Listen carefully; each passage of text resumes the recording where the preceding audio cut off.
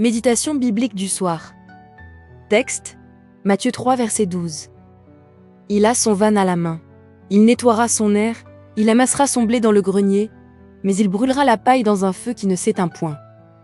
Thème, le tri spirituel entre l'authenticité et l'apparence. Qui a écrit ce texte? L'Évangile selon Matthieu.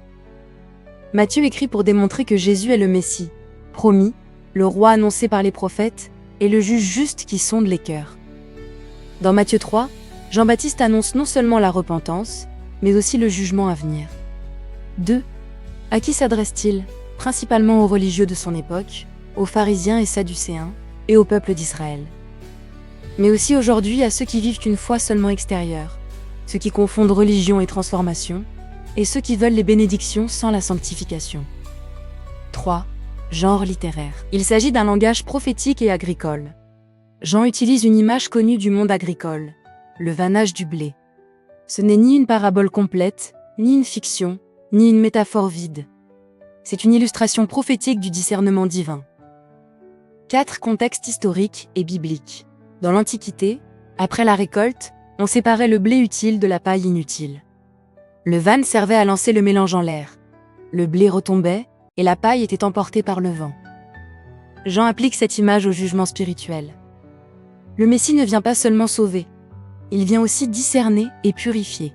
5. Analyse théologique. Le texte révèle 3 vérités puissantes. Jésus est sauveur, Jésus est purificateur, et Jésus est juge. Le royaume de Dieu ne mélange pas éternellement le vrai et le faux. Dieu connaît les intentions cachées, les fausses apparences et les œuvres véritables.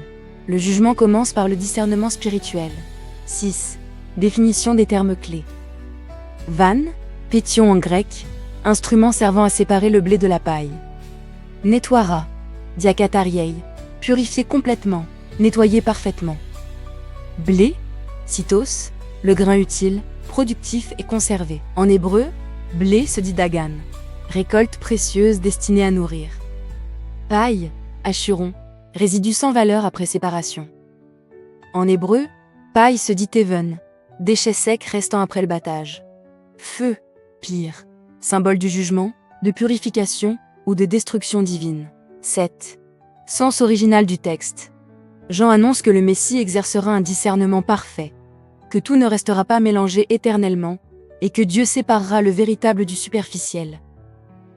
Le texte parle d'authenticité spirituelle, de purification et de responsabilité devant Dieu. 8. Interprétation correcte. Il faut lire le passage dans le contexte de la repentance, comprendre l'imagerie agricole juive et relier ce texte au jugement et à la purification spirituelle. Conclusion. Le salut n'est pas une simple apparence religieuse. Dieu cherche un cœur véritable. 9. Mise en garde contre les mauvaises interprétations. Ce texte ne dit pas que tous les croyants vivent dans la peur constante, ni que Dieu prend plaisir à condamner, ni que le salut dépend des œuvres humaines seules. Le texte enseigne plutôt la réalité du discernement divin, l'importance des fruits spirituels et la nécessité d'une foi authentique. Illustration. 2 champs peuvent sembler identiques jusqu'au moment du tri. De loin, tout paraît semblable, mais au moment du vanage, la différence devient visible. Dieu voit ce que les hommes ne voient pas. 11. Exemple concret aujourd'hui.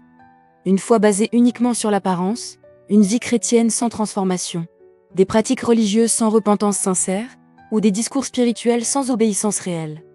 Dieu ne cherche pas seulement des paroles, il cherche du fruit. 12.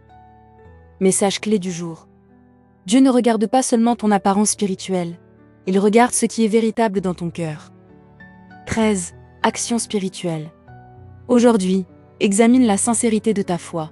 Demande à Dieu de purifier ton cœur et renonce à toute hypocrisie spirituelle.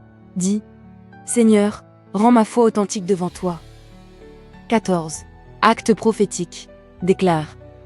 Seigneur, sépare en moi ce qui vient de toi de ce qui n'est qu'apparence.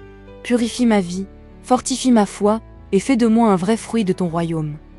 15. Prière.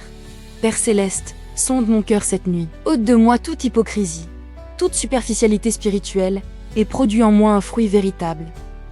Que ma foi soit sincère, stable et agréable devant toi. Au nom de Jésus-Christ, Amen.